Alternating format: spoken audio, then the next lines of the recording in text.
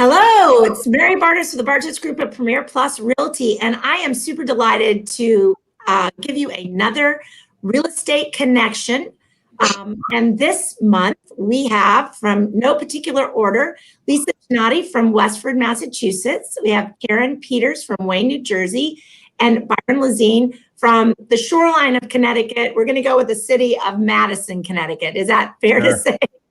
Absolutely. Awesome. Welcome that to you all.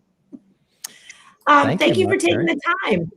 Oh, thanks so much. So, in this real estate connection, what we really like to do is give you a flavor of what's happening in several other markets. You may be in one of those markets. And just to kind of get a flavor of that, as well as how these groups of folks here can connect you with across the U.S. and world. So I'll start again in no particular order, other than on my screen at the top is Lisa Chinatti. Lisa, tell everybody about yourself and where you're from. Well, so my name is Lisa. I'm from Westford, Massachusetts, which is suburbs of Boston. We sit about 30 minutes northwest of Boston and really close to New Hampshire. So we're like 10 minutes from the New Hampshire border. So we cover kind of all of the greater Boston area and southern New Hampshire. And you have a very large team. Talk about that and brokerage. Yeah, we do. So I started the brokerage about a year ago to support the team. We sit at 62 agents, which is why we're able to cover such a large geography. They're all kind of specialists in their own different markets, which has enabled us to really help our customers. We often find that folks are moving from close to the city up into New Hampshire, and we're able to pair them up really nicely with people who specialize in each of those different areas. I love that. I want to come back to that in a minute about where people are moving from, but we'll let our next guest, Karen, talk about where you're from and a little bit about your business. Oh, thanks, Mary. Thanks for having me. So Karen Peters, we're for Coldwell Banker in Wayne, New Jersey, which is northern New Jersey, about 18 miles outside of Manhattan. So we are in the burbs of New Jersey. Okay. So 18 miles, you probably don't want to commute to Manhattan, or do people do that from there? We have a lot of people that were commuting in the past definitely to Manhattan. We have a train station in our area, in our town, huge bus and train center for New Jersey Transit. So it's I would say about 25% of the area commutes. Oh, awesome. Awesome. Last but not least, our male panelist here, Byron Lazine, talk about where you're from and that fancy setup that you have with your podcast equipment to us. Yeah. So I'm in Connecticut along the shoreline. New Haven County, Middlesex County, and New London County along the shoreline is primarily where we work. These are all small little waterfront towns. Like Guilford, the town I'm sitting in right now, has maybe 22,000 people. Madison, where I live, next town over, 18,000 people. Summer, a little bit more. Not a commuter town to New York City. More, Yale country for New Haven County, or people buying, second homes. Certainly, right now we have a lot of that driving the market. New York City folks buying second homes, or even primary homes that they believe in their head they'll be living in forever, but they'll probably be back on the market in a couple of years, realistically. But yeah, they're quiet little towns along the Connecticut shoreline. The easy life, as I call it. It's like you're on vacation out here every day. Well, I love that. It's a good springboard to being on vacation every day. So I am Mary in Southwest Florida. And for those of you that don't know where that is, we cover from Marco Island, Naples, Bonita, Estero, and some parts of Fort Myers. And, I guess we have quite a number of second home purchasers per se. They love to come here and vacation in the winter, as well as a good primary market. So that kind of leads us to where folks are coming from. I'll kind of go backwards order. Byron, you mentioned that a little bit, that you're the easy life. Are people moving just around in those areas? Are they moving, as you said, from somewhere else because they're ready to retire? Talk a little bit about that. Yeah, as you climb up in the price points on the shore, you always will hear a seller say, "Find me a New York City buyer." That's always been the line I've heard over the last 8 years since I got into real estate sales. Get me a New York City buyer, find me a New York City buyer, like they're just dripping off of trees. And maybe 10% of the time you're going to get that New York City buyer, or even probably less than 10% of the time, depending on where that home is, if it truly is a good home for a second home.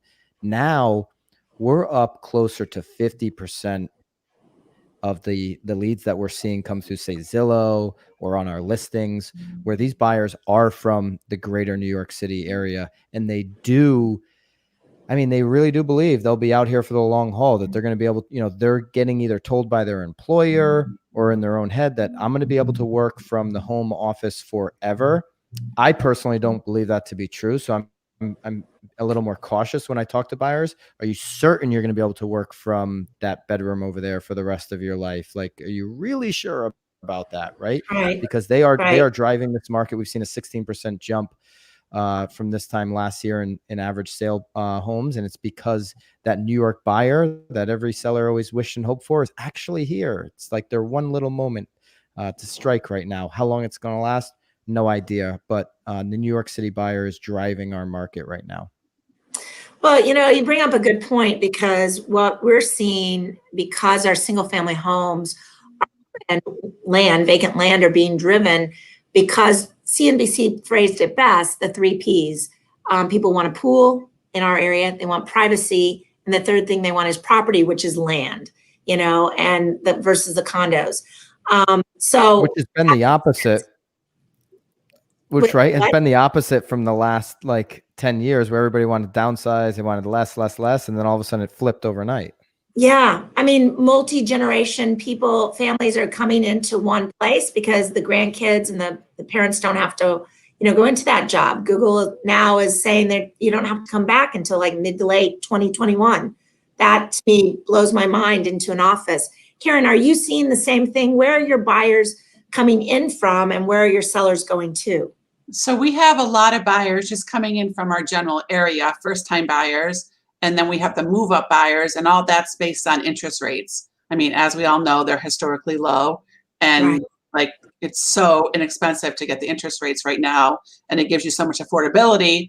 We are getting a lot of buyers from, the coastline, we call it, which is Jersey City, Hoboken, coming out to the burbs. So they have more suburban life. And we're getting people from Queens and Brooklyn and the boroughs, but we are not getting a lot of the Manhattan buyers based on price point. A lot of them are going to the Connecticut shoreline, so a little bit higher price point. Our area has a lot of lakes, believe it or not, in northern New Jersey. So we have 2 very desirable lakes in our town. One is Packanack Lake, and one is Pines Lake. And we just listed a spectacular lakefront in Pines Lake in Wayne, and that probably will attract a Manhattan buyer. Or somebody coming from those, closer to New York City. 18 miles is close, but during commuting, it's really not all that, no one really wants to drive it that much because of traffic. Yeah. I came from the Chicagoland area, and I can attest to that. Yeah. And traffic is back, that's for sure. Yeah. And I can't even imagine New Jersey, New York traffic. Yeah. Karen, you bring up an interesting point that you're getting these people from Hoboken, where they're still in not condo living, but maybe more townhouse vertical living.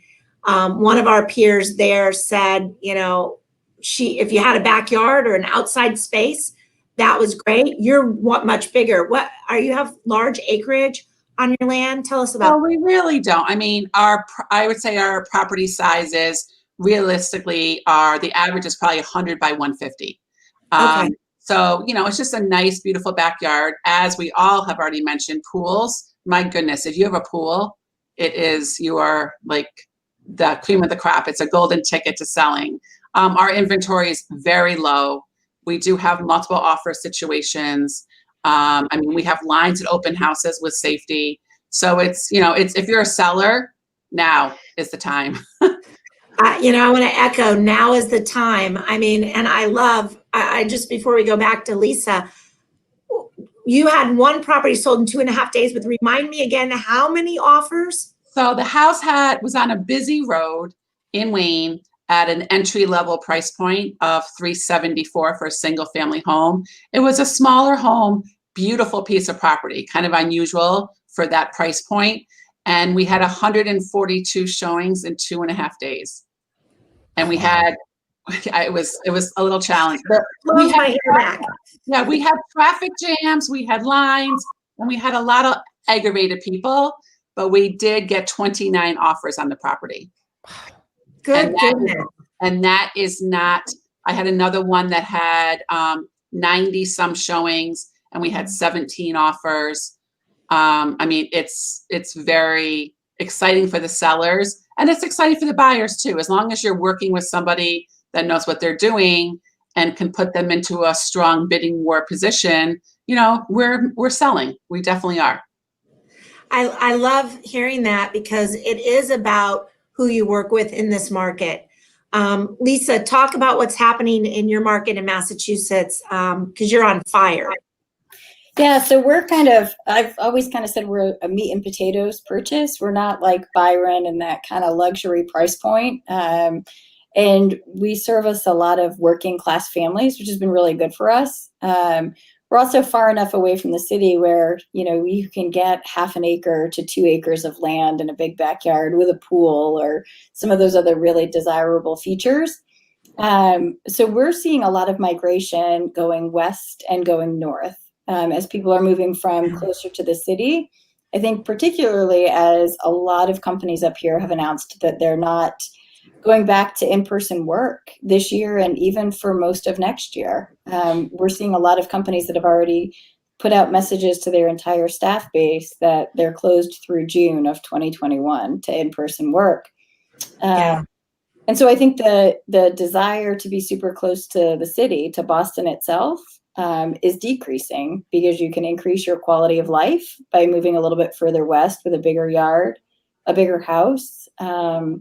And we're seeing people need to change from the small 1-bedroom apartment to actually having a home office, right? And the affordability factor, you know, those homes are far more affordable the further west or north you go. So it's kind of that. What's your guys' take? I'm curious. I think a lot of this ebbs and flows. I don't believe people are working from home forever. There's a lot of people that do, a lot of people that believe Zoom has completely crushed commercial real estate. I just think as we move through the next couple of years, however long it takes, companies are going to call people back to work eventually. I know that's more of a prediction, but what's your guys' hot take on that? So I think that is going to be, once again, a hybrid. I think there's going to be some companies that I think obviously more and more people will be continuing to work from home. Byron, I agree with you. I don't think companies are going to allow it forever. I mean, I know that I have some of my staffs working from home and it's challenging. I understand it and I respect them for it, but it's also nice to have the culture and more importantly, you know, sharing ideas and getting stuff done is important to be together. Yeah, what do you think, Lisa? I think we're going to find it's going to be a little bit of a push and pull. You know, I think the companies are going to look at it, and I think that a lot of companies have invested heavily in technology to make remote working a possibility. And I think they're also going to assess the bottom line of their P&Ls. And if they can cut down on the amount of office space that they can get away with to save money, I think they're going to do it. But one of the interesting things that we're finding here within our company is that we're having more and more agents join us from a recruiting perspective because we're still operating out of our office. And the agents are craving that sense of normalcy of a work environment that isn't 100% virtual. Our top producers all come into the office. Is that the same for you guys? Yep. Yeah. And our staff is here. Yeah, our staff is in here, but our top producers, most of them have ever worked from a home office. But I love what I'm hearing you say because I've worked virtually for 20 plus years. I sold software. So I had an office in the city, or when I moved here full time, I still had 7 states and I would travel from here. So there is a rhythm to it and you have to get through it because there's a trust factor from the employer of is the work getting done? And they have to know that some people are more productive in that in less time because there's not the distractions in the office. We're seeing a ton of people from the other coast of Florida, Miami, Lauderdale, et cetera, that can move over to our coast. It's a little easier lifestyle, right? Kind of like Boston, which you guys have, New York. And they just can commute in on that one day a week or whenever they have to go in. It's going to be an interesting thing. You know, we talked a little bit about this before this panel, but, you know, one of the things that we've been telling for 10 years, the boomers are going to retire. They were retiring at 20,000 a day for the next 20 years. I've been saying that for 10 years, right? They are now deciding to retire because our grandkids are grown. They don't want to put off their dreams. They saw death. They want to live a different lifestyle. And we're starting to see that. And they want their kids and grandkids with them. So a little bit bigger homes. Are you guys seeing that at all in your area? Byron, you're first on my list to ask. Yeah, I mean, I think also the last 6 months has just forced a lot of people to reevaluate their situation even sooner than they thought, or sooner in the timeline. So I would say that you'll see even more boomers over the next couple of years take that package, retire early, as like to Lisa's point, where people are looking at their P&L. You could see more packages come out in a lot of these companies that, you know, forces people into retirement. Now, it's been interesting because the last 6 months, to your point, going to like specifically what they're looking for, all the boomers that we've worked with that have been retired, say over the last 5 years, they've all wanted to sell the 5,000 square foot house up in the woods that had the pool and buy, like at our new development, 66 High Street, a 2,000 square foot, 2-bedroom, 2-bath condo with the elevator up to the floor. And that's what they've wanted. Now we're still selling those, but we're more so finding people, and those average price points on that big 5,000 square foot home has jumped up $100,000. People don't understand, like, what the heck? 6 months ago, I could have gotten this 100,000 cheaper. Now everybody wants it. I don't know what to tell you. People want that now, but I haven't found the boomers still wanting that. They still, here anyways, are looking for the long term to have, you know, less square foot, less maintenance. It's been more so because this is what I've seen in the last 5 years. And I don't know if you guys have seen the same thing. I've seen boomers and millennials want the same thing. Downtown walkability, less square foot, where now the millennials, they want the bigger house. They want the yard, where the boomers, they're still consistently wanting to downsize. What do you think about that, Karen? Have you seen? I keep saying the same thing. We have a blend. We have people moving into houses based on lifestyle. They want more space. They need the home office. Now they want more outdoor space, even the suburbs. A lot of our clients are moving to, we have a lot of clients in our area that have second homes. So they may be selling it and just keeping their shore house, or going to the lovely state of Florida where they own another house already, or, as Byron said, you know, upping their retirement. So I have two right now that are like, we are living in a condo here in a 55 and older, and we're going to go to the Carolinas. Families are going to the Carolinas. I'm not saying, I mean, our market right now is busy based on people moving in versus out, but the people moving out are going Florida, Carolinas, warmer weather, because winter's coming and it's not, you know, that ice storm is not fun here. And tax friendly. I'll plug that. But Lisa, talk about, you know, what you've seen. Have you seen a shift in the type of product that, you know, your consumers are wanting?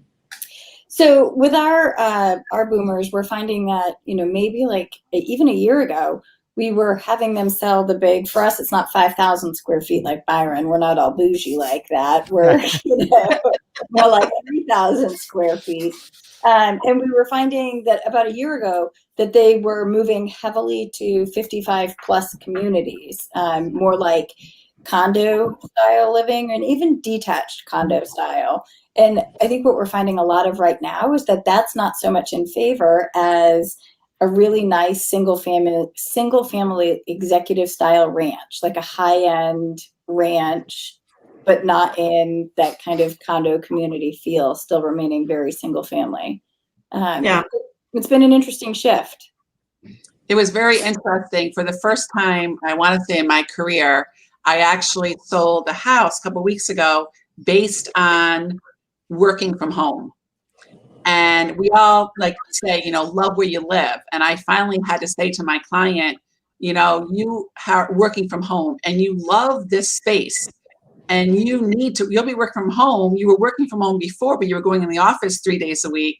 Now you need to love where you live, and you need to love your workspace. And I found it so fascinating. It's like I realized, wow, I never really talked about if someone loved their home office.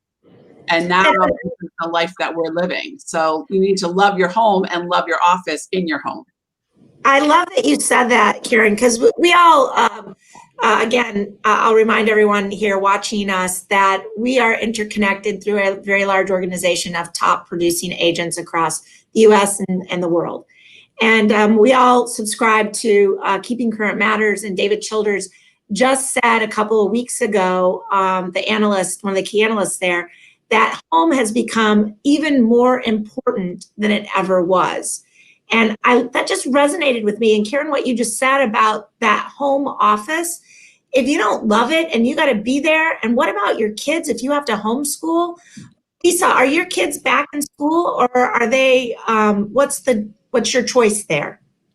So we're very fortunate. My kids go to private school. They go to a boarding school. So they've got a little bit of a different situation than what our public schools have around here.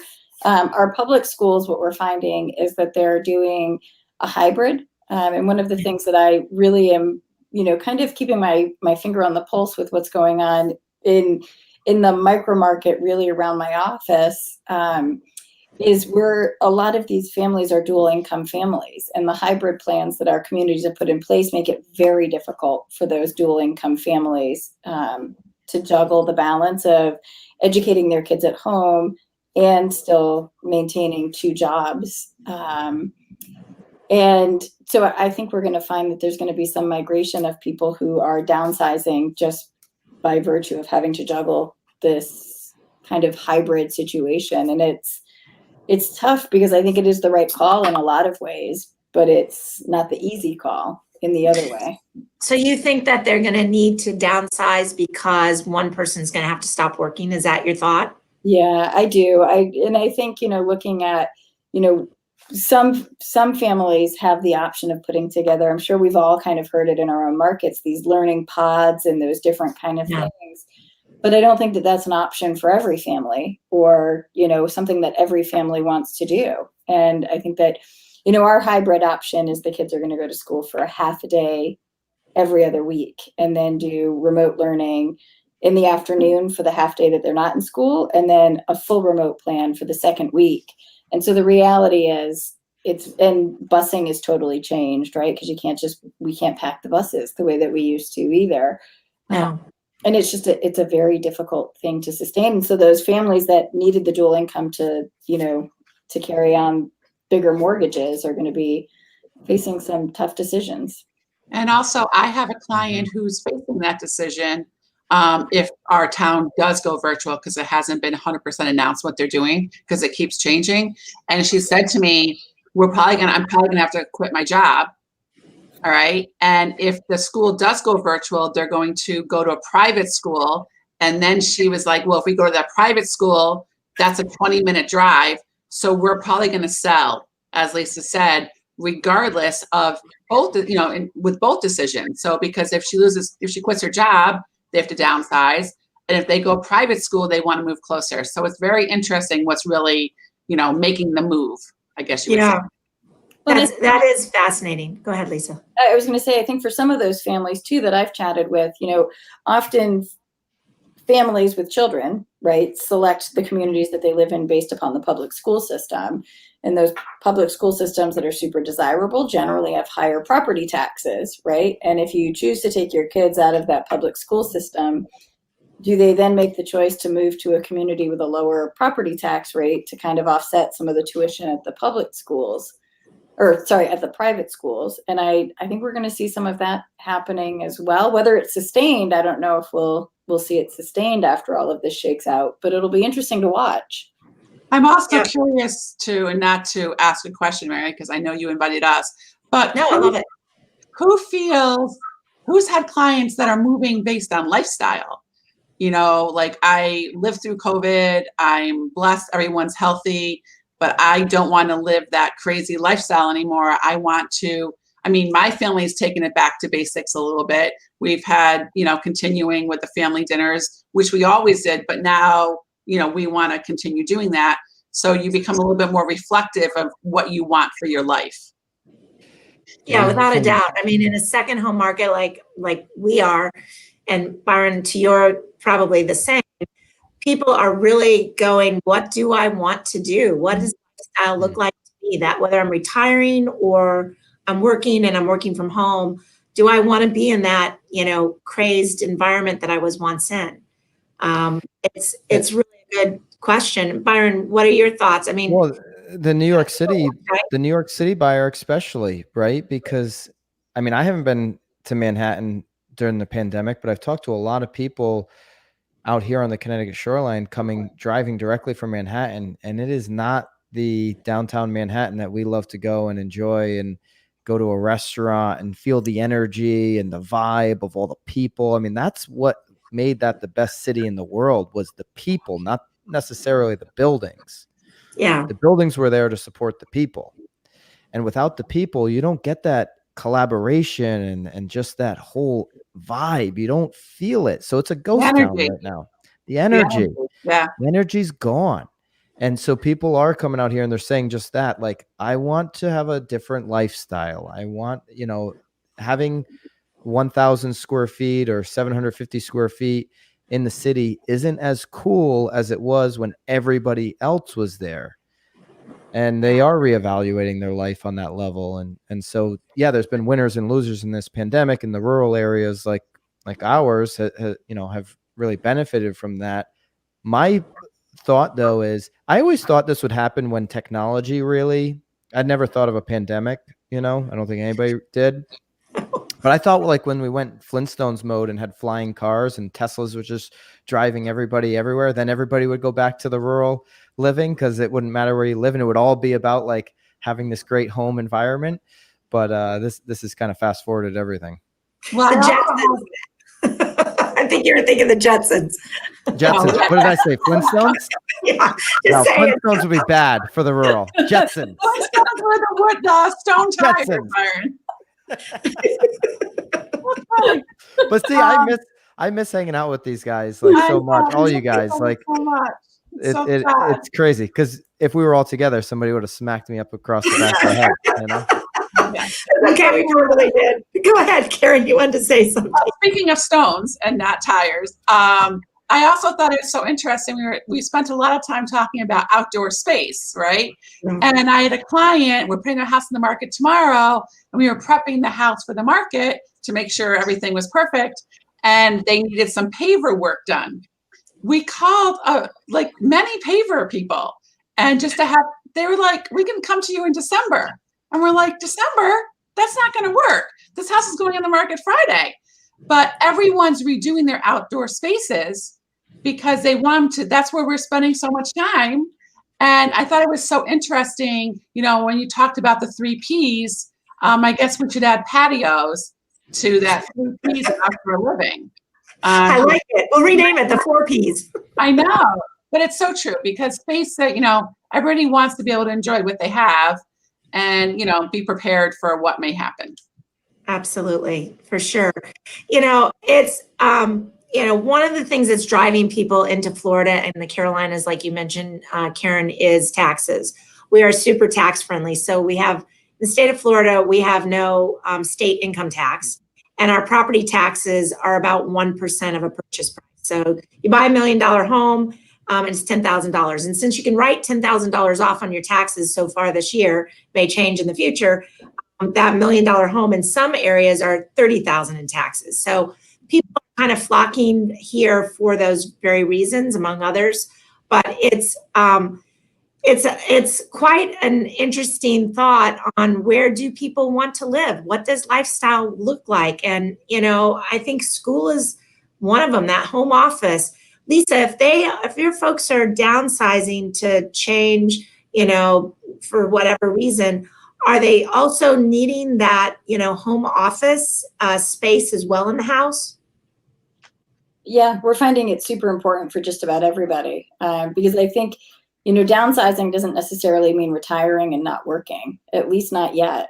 And, I think that's the biggest part of it. Yeah. Right? You might not need 4 bedrooms, but you might still need 2 bedrooms and a home office. Yeah, maybe bunk the kids together instead of everybody having their own rooms, Right. Yeah, exactly. Yep. you know? Open basement space, like just the ability to separate, right? Especially if the kids are going to be learning at home. There's Yeah. just not be enough space to separate. Well, for my homeschoolers out there that have been doing it for a long, long time, there's benefits to sitting them all, in one table or in a space with desks. I'm fortunately, my youngest is a freshman in college, so I can't imagine being put back in that place when they were little and having to do that when I don't have the patience or the talent for it. And people that do is just amazing. In our school districts here, they had 4 choices. They had go back to school. If they didn't vote, that's what they got. So 50% of them are going back to school on Monday. They could home e-learn, whether you're in the class and it's like rigid, like this period is this time and this period is this time. So you're locked into the teacher, or kind of that self-learning, or the fourth option was truly homeschooling. There's no teacher involved. And it was, for the agents on our team, it was very difficult to make those decisions because of working and what does that look like. And then I don't know if you guys have seen this or not in your area, but it was really unfortunate. Football is going to go back into play here. And they made one of our, agents sign a waiver that if her child died because of COVID in football, not because of a head injury or something else, she wouldn't sue the school. And that is a tough, who wants to sign that paper? Scary from that perspective. Byron, you've got little ones, right? I mean, what do you guys do? Well, we got one on the way, and Stella's 3.5. She is You have going. one on the way? Yeah. How did you miss that? My wife does. Yeah. My wife has one on the way. Congratulations. I knew it wasn't you, Byron. You Thank can you. do a lot. Yeah, for that November. one. I can't do all of that. How did I Yeah, miss November. that? I don't feel know. bad. That's Okay, all right. go ahead. Well, I don't post about it on Facebook. Anyways. Stella is going to a school in the middle of September, and there's like a 300-person waiting list because I don't know if this will get controversial, but they are not. It's optional. Masks are optional for the little kids. So the waiting list, we got in early, but the waiting list isn't grown to 100 people because there are a lot of parents that don't want a child of 2.5 to wear a mask. We happen to be one of those parents, whether you agree or disagree, but that's the choice we made. And we're super pumped that she's going to be able to go back and interact with kids at 3.5. We think it's really important. And so she's going to be able to do that. But in like our public schools around here, I'm hearing that it's very similar to everybody else. It's a mess. They don't know what to do. It's half hybrid, go 2 days, go 1 day, go, half the time, learn nothing, whatever the heck they're trying to all figure it out. I don't think any of them really have it figured out. And I think there's gonna be a lot of mistakes in the fall, and we'll probably learn as we go in all of our communities. Well, Mary, you mentioned dropping off your son at college. I dropped off my youngest with my husband on Sunday, and my girlfriends and I are calling all of our kids' colleges the Petri dishes, because between the no air conditioning in their dorm rooms and the sweaty bodies, and I don't know, it was a lot. Yeah. It is crazy. I mean, I have a senior, and then my youngest is a freshman, and he's going local. So I didn't have to drop him off, and my senior drove himself up. But what's happening on those college campuses is crazy. We're learning as we're going, and We are. and the Petri dish is a good thing that you mentioned, because some folks, like Byron, you're like, why do I want her to wear a mask? We've had several on our staff that had COVID. Of course, we got tested around and made sure no one else did. And it was like a bad flu. And yet we know you may have come into contact with someone that passed away. It's just a weird thing that goes in. Lisa, are you guys finding, what's happening with your listings, and are they concerned about people walking in their home? And what precautions are you guys taking? That was definitely a factor for us back in March, April, and definitely even May. Right now, that concern seems to have decreased a little bit. I think mostly because we've proven as an industry up here that we figured it out, right? We're doing the right things, we're being consistent, and we've not had any, negative publicity about the things that we've been doing to keep our sellers safe, right? It's worked. That being said, I think that we're going to see that flip backwards in, October, November, once cold and flu season comes again. I think people are going to start to get a little bit more nervous. Right now, the biggest thing that we have, like everybody else, we've got a lack of inventory. Similar to Karen, we can list a home for sale today and it's sold before we even get to the weekend, unless we say that we're holding offers. And we've had a couple listings where we've had 30 to 40 offers come in, which is nutty, and I joke with my agents here that often it feels like we're throwing darts at a dartboard. We don't know how to price things, right? On the buy side or the sell side, because you never know where it's going to end up. Yeah. Which has been really a fascinating way to do business. I love the way you said that. Fascinating.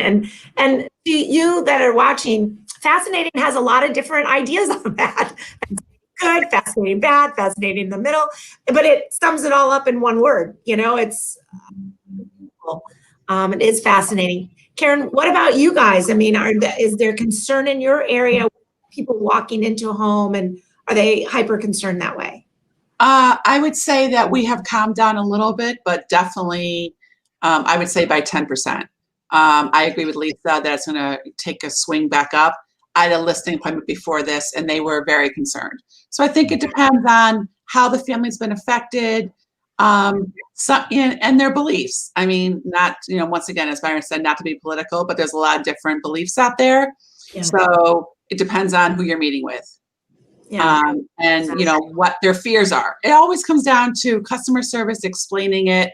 As Lisa said, our areas also figured it out. And I think that the sellers do trust. We made signs going in the house. We have all the forms. Everybody has to be gloves, mask, no shoes. So we definitely have put everything into place to be as protected for the seller and the buyer as possible. Yeah, it's been one of the clear value propositions for real estate agents to separate themselves in this new era is, what are you going to do to work with your seller to not only make them feel safe, but buyers and the inspectors, the appraisers that are coming through the home? What system do you have to kind of handle all of that and make sure that everybody feels safe, that everybody feels like it's a system that's working? And the agents that don't care, that's just another way for you to separate yourself from those agents. Well, I had a seller call me, and they were interviewing other agents also, unfortunately or fortunately, I'm not sure which, and they did not hire the one of my competition because that agent refused to put a mask on in their house. Yeah, it's just crazy. And I was shocked.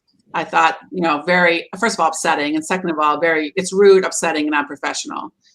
So, we are all doing the professional way of living right now in 2020. Yeah, exactly. I think that's it. In our county, and I live in the city of Marco Island, but in our Collier County, which is Naples and beyond, they have a mask required in public. In our city, we don't.